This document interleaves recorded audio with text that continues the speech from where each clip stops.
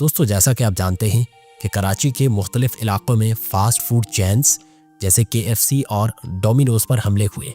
یہ واقعات رات تقریباً 8:30 بجے شروع ہوئے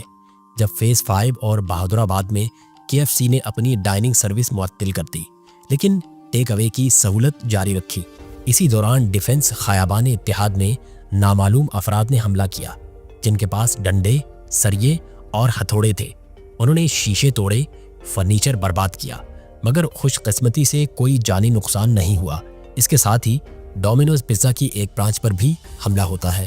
جہاں توڑ پھوڑ کی گئی، شیشے توڑے گئے اور سروس معطل ہو گئی۔ پولیس نے ان واقعات پر مقدمہ درج کر کے 10 کے قریب افراد کو گرفتار کیا جن کے مطابق حملوں کی بنیاد اسرائیل کے خلاف احتجاج اور فلسطینیوں کے حق میں غصے کا اظہار تھا۔ اسی قسم کے حملے حیدرآباد اور میرپور خاص میں بھی ہوئے جہاں KFC کی برانچ پر پتھراؤ اور توڑ پھوڑ کی گئی، یہاں تک کہ ایک مقام پر برانچ کو آگ بھی لگا دی گئی۔ پولیس کا کہنا ہے کہ ان حملوں میں سوشل میڈیا کو استعمال کیا گیا، جیسے کہ کراچی میں فیس بک اور میرپور خاص میں واٹس ایپ گروپس کے ذریعے لوگوں کو اکسایا گیا۔ دوستو یہ مظاہرے حالیہ دنوں میں مذہبی جماعتوں کی جانب سے اسرائیل مخالف جذبات کی شدت کا نتیجہ تھے، جن میں تحریک لبیک پاکستان کے ہڑتالی اعلان نے مزید شدت پیدا کی۔ تاہم اصل سوال یہ ہے کہ غصے کا اظہار اس انداز میں کیوں کیا جا رہا ہے کہ جس کا نشانہ اپنے ہی لوگ اور اپنی ہی معیشت بنے۔ دوستو یہاں پر ہم آپ کی توجہ ایک لمحہ فکریہ کی جانب مبذول کرتے ہیں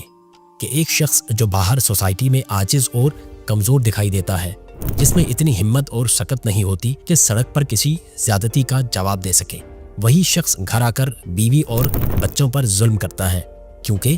وہ صرف گھر میں خود کو طاقتور محسوس کرتا ہے۔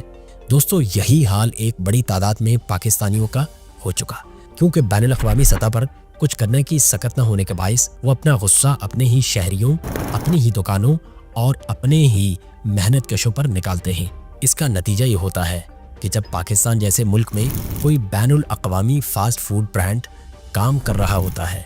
تو وہ مکمل طور پر مقامی افراد کی ملکیت اور محنت پر چل رہا ہوتا ہے، مگر لا علمی اور جذباتی انتقام کی آگ میں جلتے لوگ انہی کاروباروں کو تباہ و برباد کر کے خود اپنی ہی برادری کو نقصان پہنچاتے ہیں۔ دوستو یہ لوگ شاید یہ تک نہیں جانتے کہ KFC جیسا برانڈ اسرائیلی بائیکاٹ لسٹ یعنی BDS میں بھی شامل نہیں اور مقامی سطح پر اس کا کسی بھی بین الاقوامی تنازع سے کوئی تعلق ہرگز نہیں۔ لیکن دوستو پھر ہم یہ بھی دیکھتے ہیں کہ جب ایسے احتجاجی مظاہرے ہوتے ہیں تو ان میں صرف فاسٹ فوڈ چینز یا سپر مارکیٹس ہی نہیں بلکہ انسانیت، قانون، انصاف اور شعور بھی جل کر راکھ ہو جاتے ہیں۔ ایک جانب بیرون ملک ہونے والے ظلم پر ہمدردی کا مظاہرہ اور دوسری جانب اپنے ملک میں عورتوں پر تشدد، کچھ دوسرے ملک سے آئے مہمانوں کی جبری بے دخلی اور اندرون ملک بے گھر افراد کے لیے کوئی آواز نہیں۔ اسی طرح ہزاروں ایسے واقعات ہوتے ہیں جن میں خواتین پر ظلم ہوتا ہے، اقلیتوں کے حقوق پامال ہوتے ہیں، لیکن وہاں یہ لوگ خاموش رہتے ہیں۔ تو جناب کیا یہ سچ نہیں کہ جس ملک میں رول آف لا دنیا کے بدترین ممالک میں شامل ہو، جہاں اپنے ہی ادارے کمزور ہوں، وہاں جذبات کو قابو میں رکھنا اور سمجھداری سے رد عمل دینا ہی اصل فتح ہے؟ افسوس کی بات یہ ہے کہ ہمیں صحیح دشمن کی پہچان بھی نہیں اور جنگ کا میدان بھی غلط چن لیتے ہیں۔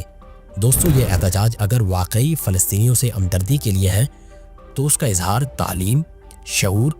اور سیاسی دباؤ کے ذریعے ہونا چاہیے، نہ کہ اپنے ملک میں آگ لگا کر۔ دوستو آخر میں فقط اتنا کہنا کافی ہے کہ اگر کوئی دشمن واقعی تباہ ہو رہا ہوتا تو وہ اسپرائٹ کی بوتلیں سڑک پر گرا دینے سے نہیں ہوتا۔